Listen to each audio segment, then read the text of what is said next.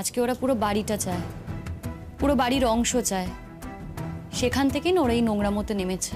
তুমি আজকে বিশ্বাস করো কি না করো, এটাই সত্যি কথা মা। আমি তোমাকে বলছি যে কোনোদিন ওরা ক্ষতি করে দেবে।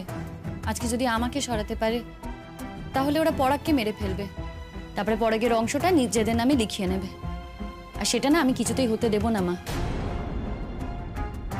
পরাগ আমার স্বামী, আমি তো আমার স্বামীর স্বার্থটাই দেখব। তাই আমি ঠিক করেছি যে আমি এবার একটা কাজের লোক রাখবো, যে কিনা পরাগের দেখাশোনা করবে, পরাগের খাবার দাবার বানিয়ে দেবে, সেই টাটকা খাবার পরাগকে খাওয়াবে। আমি এটাই ঠিক করেছি। সত্যি তো, একজন অসুস্থ মানুষ সে সারাদিন না খেয়ে থাকবে, সেটা তো হতে পারে না। লোক রাখবে? এই বাড়িতে তুমি লোক রাখবে তো? কিন্তু আমার বাড়িতে বাইরের কোনো লোক ঢুকবে না, কোনো লোক নয়। ঠিক আছে, তোমার রান্নাঘরে না হয় অন্য লোক ঢুকবে না, তুমি ঢুকতে দেবে না। সেটা যদি হয় তাহলে ওপরে আলাদা করে রান্নার ব্যবস্থা করতে হবে আমাকে, এছাড়া তো কোনো উপায় নেই। কি বললে? কথা কানা কি বললে? বলে বাড়ি আমার, বাড়ি আমি এখনো কাউকে ভাগ করে দিইনি। আমি সে ব্যাপারে কিছু বলতে চাইছি না মা। ও আমার স্বামী, আমার সত্যি ওর জন্য চিন্তা হয়, আতঙ্কে থাকি আমি। আমি থাকি না, আজকে ওর খাবারে যদি কেউ বিষ মিশিয়ে দেয় ওকে তো আর বাঁচাতে পারবো না। সেখানে যা ক্ষতি হওয়ার না আমাদেরই হবে। তুমি বুঝতে চাইছো না। দেখো, আজ পর্যন্ত আমি কিন্তু তোমার সব কথা শুনেছি, কোনোদিনও তোমার সাথে যুদ্ধে নামিনি মা। কিন্তু আজ তোমার ছেলের স্বার্থে, আমার স্বামীর স্বার্থে যদি দরকার পড়ে আমি তোমার সাথে যুদ্ধ করতে রাজি। কারণ আমি চাই না আমার স্বামীর কোনো ক্ষতি হোক। তাই যদি দরকার পড়ে আজকে তোমার কথা না মেনে এই বাড়িতে কাজের লোক আসবে, পরাগের জন্য রান্না বান্না করবে। এই যতদিন না অবধি কোনো ফয়সলা হচ্ছে ততদিন অবধি কাজের লোক শুধু পরাগের জন্যই রান্না করবে।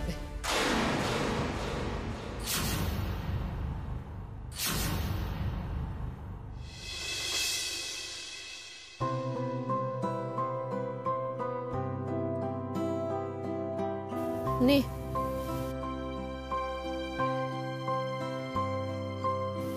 নে শিমুল,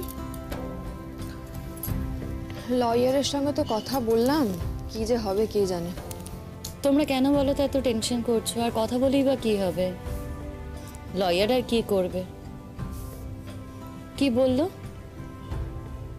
তেমন কিছু তো বললো না, কোনো আশ্বাস দিতে পারলো না। তুই যে কি করে এতটা ঠান্ডা আছিস আমি বুঝতে পারছি না শিমুল।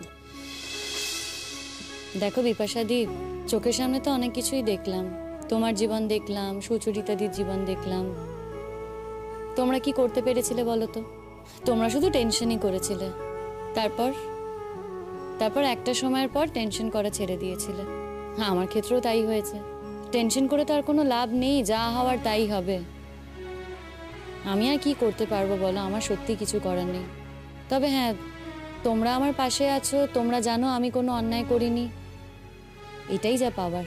না না, এই কথাগুলো এখন তো বললে চলবে না। हाँ, वो लॉयर भी तो बोलছিল कि लास्ट मोमेंट में वो लोग ऐसा चाल चालবে, ये উনি भी বুঝতে পারেননি।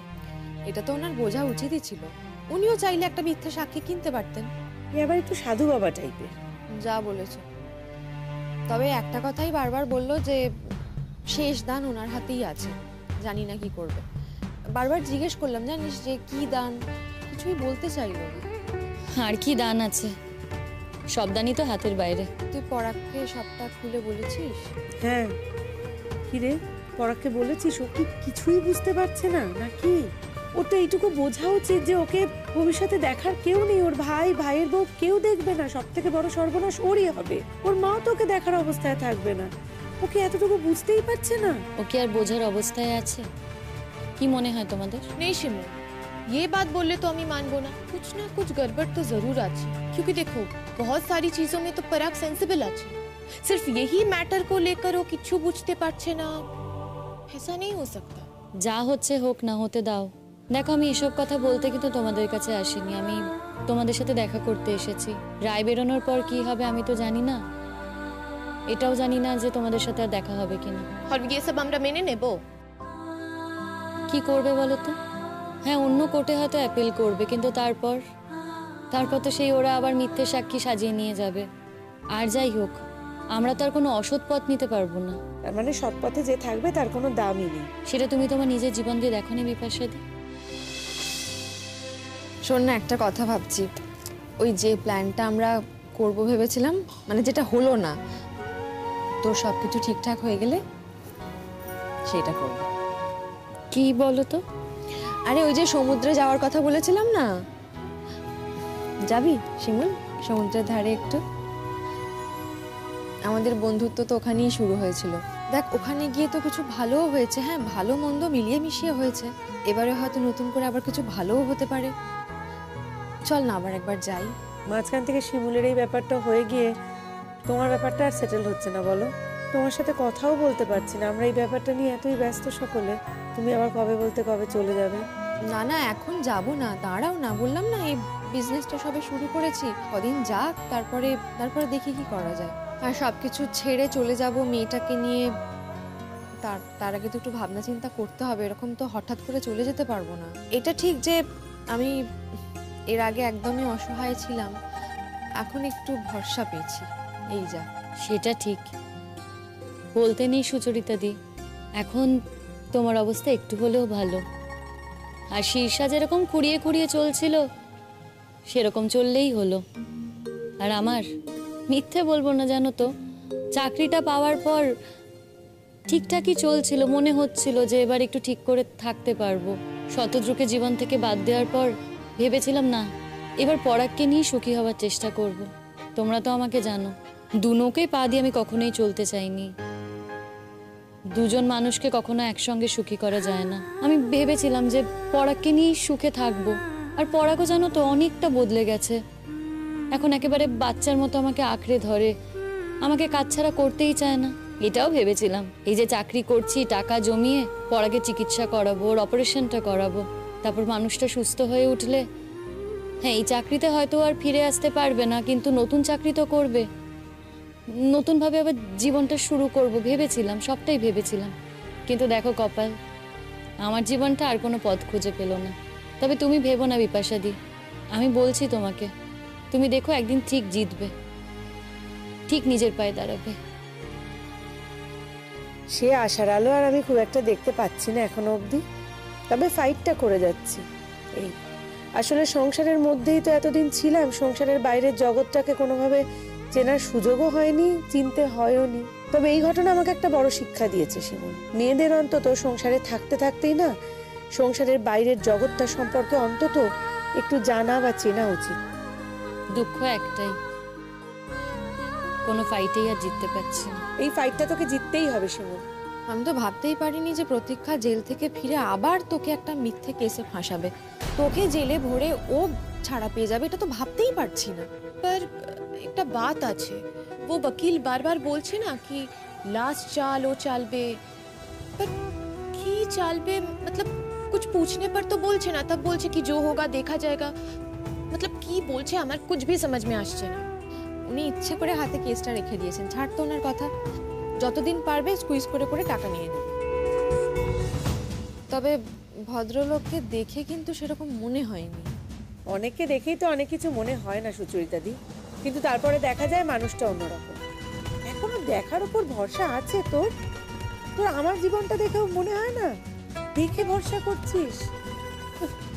ঠিক বলেছো, এখন না সত্যি বাইরে থেকে কাউকে দেখে কিছু বোঝার উপায় নেই। আমাদেরই ভুল হয়েছে এই লয়ারের সঙ্গে কথা বলে, এখন কিছু করারও নেই, ওনার ওপরই ভরসা করতে হবে। দেখা যাক, উনি তো বলছেন বারবার যে রায় দানের দিন ওনাকে সুযোগ দেওয়া হবে, উনি কিছু বলতে পারবেন। তবে আমার কিন্তু মনে হয় না, জানিস, এটা শুধুমাত্র স্তোক বাক্য একটা। আমি বাড়ি যাচ্ছি। ওমা সে কি? আরে এই তো এলি, এক্ষুনি যাবি কেন? একটু বস না। না আমি বাড়ি যাই গো, ভালো লাগছে না শোন আমার শোন আর। শোন শোন শোন, বুঝতে পারছি ভিতরে ভিতরে ছটফট করছিস তো, কালকে আবার সেখানে যেতে হবে, কিন্তু তুই চিন্তা করছিস কেন? আমরা তো সকলে যাবো তোর সঙ্গে। কত দূর অবধি যেতে পারবে তোমরা বিপাশাদি? একটা স্তর অবধি যেতে পারবে, তারপর যা করার তো আমাকে একাই করতে হবে, লড়াইটা না আমার একার। আমি মানছি একটা স্তর অবধি যেতে পারবো, তারপরে হয়তো যেতে পারবো না, কিন্তু এই কোর্টে যদি একটা ভুল রায় দেওয়া হয় তার প্রতিবাদ তো করতে পারবো, অন্য একটা কোর্টে অ্যাপিল করতে পারবো, এইটুকু তো পারবো শিমুল। কিন্তু ততদিন অবধি তো আমাকে জেলেই থাকতে হবে বিপাশাদি, তাই না? আমাকে তো জেলের মধ্যেই থাকতে হবে।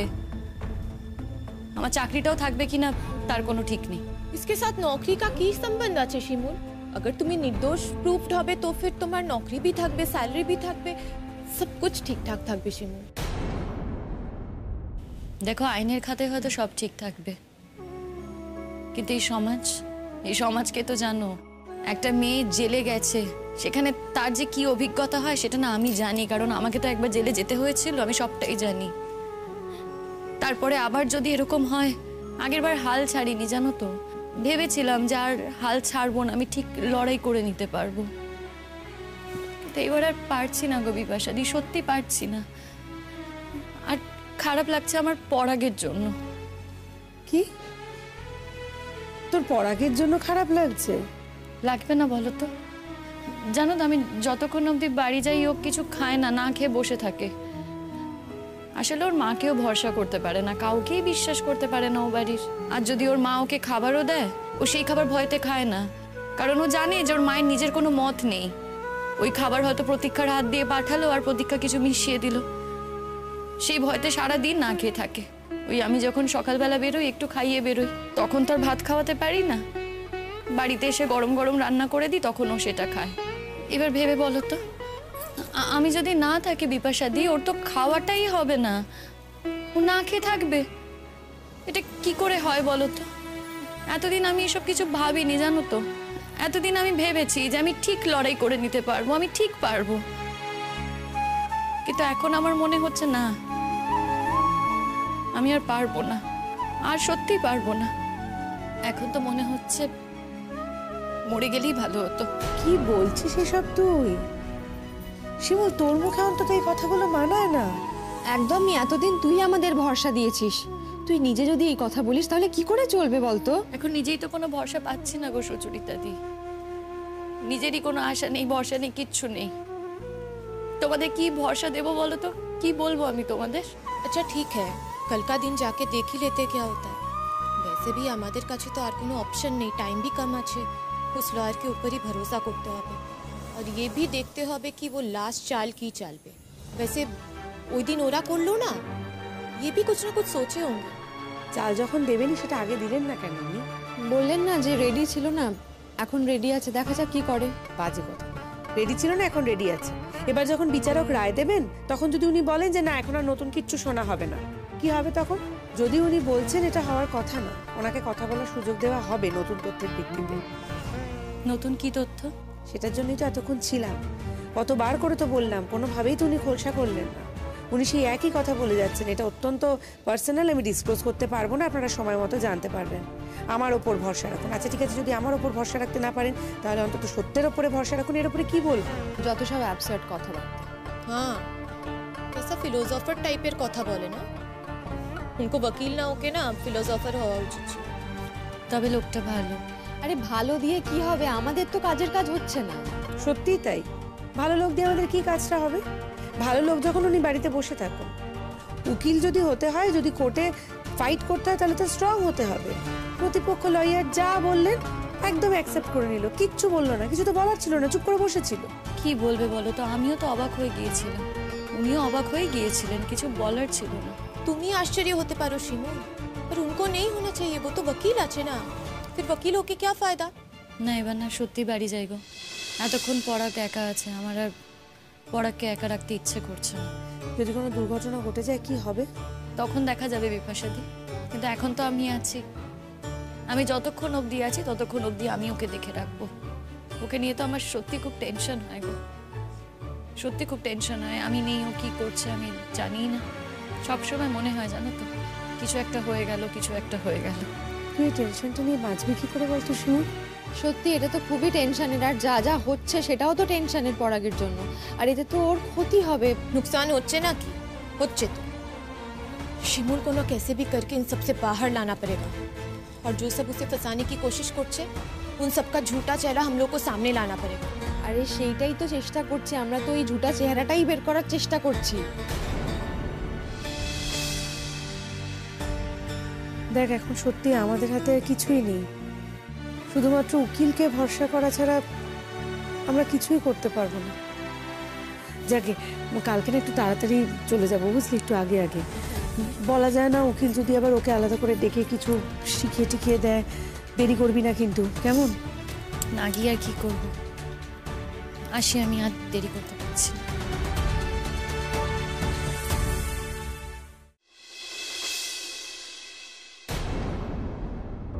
একদম চিন্তা করবেন না, রায় আমাদের দিকেই আছে। এমন প্যাচ কুষেছি না, বাছা তোমরা পালাবার পথ পাচ্ছে না। আপনাকে যে কি বলবো স্যার, আমার না বলার ভাষা নেই। শুনুন, টাকা পয়সা নিয়ে কিন্তু আপনি একদম ভাববেন না। আমি আপনাকে পুষিয়ে দেব, যা বলেছেন তার থেকে বেশিই দেব। আমার যে মনে মনে কি আনন্দ হচ্ছে না আমি বলে বোঝাতে পারবো না। আচ্ছা শুনুন, বলছি কত বছরের জেল হবে বলে মনে হচ্ছে? আমাদেরকে মিথ্যে কথা বলে ফাঁসানোর জন্য কত বছরের জেল হবে ওদের? না না, সেটা তো বিচারক ঠিক করবেন, তবে রায় আমাদের ফেভারেই আছে। না মানে আপনি শিওর তো? এরপরে তো আর শিওর না হওয়ার কোনো কারণই নেই। আমাদের তো আশা ভরসা আর কিছু আছে বলে মনে হচ্ছে না। এই যে উকিলের ছিরি, উল্টো দিকে দেখ, টাকা বডি ল্যাঙ্গুয়েজই আলাদা, যেন মনে হচ্ছে ওরা জিতে গেছে অলরেডি। রেনাকে দেখ। সবকিছু কি এত সহজে বলে দেওয়া যায় ম্যাডাম? জেতা হারা সবই তো ঈশ্বরের হাতে। আপনি একজন লয়ার হয়ে এই কথা বলছেন? হ্যাঁ জানি সবকিছু ঈশ্বরের হাতে, কিন্তু আপনি কি জন্য রয়েছেন এখানে? আপনি তো কিছুই করছেন না। দেখুন, মানুষ তখনই এই কথাটা বলে যখন সে নিজে হাল ছেড়ে দেয়, যখন তার কিচ্ছু করার থাকে না। তাহলে আমরা এটাই ধরে নিচ্ছি যে আপনার কিছু করার নেই, কারণ আপনি তো চোখের সামনে দেখতে পাচ্ছেন যে অন্যায় হচ্ছে এখানে। শিমুল ও কেসটা করলো, কিন্তু এখানে তো ওই দোষী সাব্যস্ত হয়ে যাচ্ছে, আর যারা দোষটা করেছে তারা ছাড়া পেয়ে যাবে। আপনি কেন কিছু করছেন না? কেন কোনো সাক্ষী আনছেন না? हाँ, अपनी ऐसा एटीट्यूड देखाচ্ছেন कि আপনি কেসটা लेके सीरियस ही नन। सिर्फ बोलছেন कि भगवान जो করবে দেখা যাবে। ये कैसी बात আছে? हाँ, हम लोग तो आम इंसान আছি না, आपके ऊपर ही भरोसा করব। দেখুন, ঈশ্বর যা করাবেন আমরা তাই করব। ছেড়ে দাও না, আর কথা বাড়িও না। যখন কিছু হবারই নয় তখন এসব কথা বলে আর কি হবে? ওয়ার্থলেস একজন। আমাদের সব থেকে বড় ভুল কি হয়েছে জানিস তো? এই যে আপনাকে অ্যাপয়েন্ট করা, এটাই হলো আমাদের সব থেকে বড় ভুল। Good for nothing. ম্যাডাম, মানুষের প্রতি বিশ্বাস হারানো কিন্তু পাপ। আপনি কি আমাদের এখন এইসব কথাগুলোই বলবেন? দেখুন, আর তো আমার কিছু করার নেই, যা হওয়ার তা তো হয়েই গেছে। এখন খালি ফলের জন্য প্রতীক্ষা করা ছাড়া আর কোনো উপায় আছে বলুন? और आपको कैसे पता कि ये फल अच्छा হবে? যাব বাবা, তা তো বলিনি। তার মানে আপনি বলতে চাইছেন আপনার মনে হচ্ছে যে এখন আমরা জিতে যেতে পারি, তাই তো? এটাই আপনার মনে হচ্ছে তো? দেখুন ম্যাডাম, আমি তুচ্ছ মানুষ, আমার মনে হয় কি যায় আসে বলুন? আচ্ছা শিমুল, তুই কার সঙ্গে কথা বলেছিস বলতে এই কেসটা নিয়ে? হ্যাঁ, উনি তো একটা ঘোরের মধ্যে থাকেন সবসময়, কিছু কাজই করেননি। আগে যদি জানতাম না, কিছুতেই আপনার কাছে অন্তত আসতাম না। একদমই। দেখুন, এখন আপনারা এইসব কথা বলছেন তো, পরে হয়তো অনুতাপ হবে। কি অনুতাপ? কিসের জন্য অনুতাপটা হবে বলে আপনার মনে হচ্ছে এক্স্যাক্টলি? একটা এই কেসটাকে জাজই করতে পারলেন না ঠিক মতো, সিরিয়াসলি নিলেন না। যে অপরাধী নয় তাকে অপরাধী বানিয়ে দেওয়া হচ্ছে, আপনি বসে বসে তো দেখলেন। আর আমি যখন এতগুলো কথা বলছি, আমরা সবাই এতগুলো কথা বলছি, আপনার মনে হচ্ছে যে আমাদের অনুতাপ হবে? আপনার এই প্রফেশনটাই ছেড়ে দেওয়া উচিত মশাই।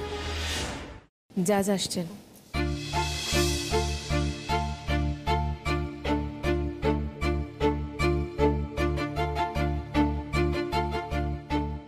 কিরে, ভয় পাস না তুই? কিচ্ছু হবে না। ভয়ের আর কি আছে? আমার জীবনটাই শাটার্ড হয়ে গেল, আর এর আগেও তো আমি জেলের জীবন কাটিয়ে এসেছি। আমি জানি জেলে কি হয় কি হয় না। দেখ, আমরা তো কারোর কোনো ক্ষতি করিনি বল, নিজেরা নিজেদের মতো করে ভালো থাকার চেষ্টা করি, তাও কেন আমাদের সঙ্গেই এটা হয় বলতো? এটাই হয়তো নিয়তি। না রে, দুনিয়াটাই হয়তো এখন এরকমই। যারা কিনা অন্যকে হিংসে করে, অন্যের ক্ষতি চায় মনে মনে, অতি লোভের বশবর্তী হয়ে অন্যের বিবিধভাবে ক্ষতি করে ফেলে, তাদেরই জয় জয়কার হচ্ছে। তো চারিদিকে তো তাই দেখছি। বরং যারা কিনা মানুষের পাশে দাঁড়ায় বিপদে, নিজেদের জীবন বাজি রেখেও যারা অন্যের উপকার করে, তাদের তো দেখছিস এই পরিণতি, এই তো দুনিয়া, এই তো নিয়ম, এই তো জগৎ, কি আর করা যাবে। ছাড়ো এসব কথা। আমি কি ভাবছি বলো তো, আমি ভাবছি এটা বোধহয় আমার আগের জীবনের কোনো ফল। আগের জীবনে হয়তো কোনো পাপ করেছি, তাই এই জীবনে ফল ভুগছি, এইভাবেই ধরে নি। नहीं शिमू, इतनी आसानी से छाटते पारबो ना। हम लोग किसी को भी नहीं पता कि और एक जन्म होता है कि नहीं। और अब तो कुछ और करार भी नहीं, इंतजार करा छाड़ा। वो देखो, उन लोग को देखो, कितना खुश আছে। আর তো কিছুক্ষণের ব্যাপার, বিচারক যত তাড়াতাড়ি রায় ঘোষণা করবেন তত তাড়াতাড়ি মুক্তি। সে তো ঠিকই, তবে এত বড় কাণ্ডটাতে ঘটনা, তার দামটা কিন্তু কড়া গলায় দিতে হবে। আমি তো বলেছি আমি আপনাকে পুষিয়ে দেব, আপনি চিন্তা করছেন কেন বলুন তো? আরে আপনি এত বড় উপকার করলেন আমাদের, আর তার কৃতজ্ঞতাটুকু রাখবো না আমি? চিন্তা করবেন না, সব হয়ে যাবে। Order order. GR case number 25/13 শিমুল ব্যানার্জি ভার্সেস পলাশ ব্যানার্জির কেসের রায়দান আজ। আর কিছুক্ষণের মধ্যেই এই রায়দান সকলের সামনে পড়ে শোনাতে চাই। একটা কথা সবসময় মনে রাখতে হবে, বিচার ব্যবস্থা কখনো কারো আপন হয় না। যে অন্যায় করে বিচার ব্যবস্থা তাকে শাস্তি দেয়, সে যেই হোক না কেন। এখন আমি রায়টি পড়ে শোনাতে যাচ্ছি। Excuse me sir.